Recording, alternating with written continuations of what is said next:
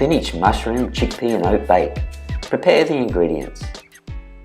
For the tomato sauce, finely dice 1 onion, finely chop 3 garlic cloves, finely chop 1 handful of parsley, heat a frying pan over a high heat, add the onion and garlic, add a little water to deglaze the pan, add 400 gram tin of tomatoes, mash the tomatoes into a puree, stir well, add 1 teaspoon of dried oregano and 1 teaspoon of dried marjoram, add 1 tablespoon of balsamic vinegar, simmer for 2 to 3 minutes until thick.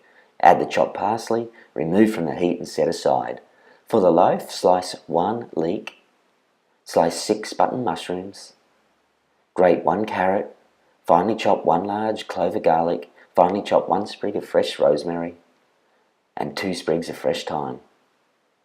Cut half a red capsicum into a small dice, shred 2 handfuls of baby spinach, heat a frying pan over a high heat, add the leek and garlic, add a little water, and saute for a couple of minutes.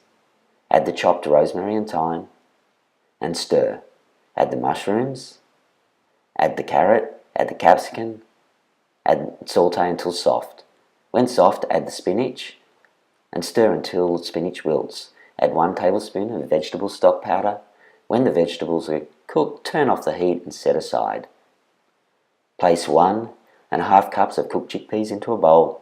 Add 1 cup of rolled oats and mash with your hands. Add 2 tablespoons of tomato sauce. Add cooked vegetables and mix with your hands. Spread half the tomato sauce over the base of a casserole dish and push down firmly. Spread the remaining sauce over the top, cover with foil and place in the oven at 220 degrees Celsius for 30 minutes and serve.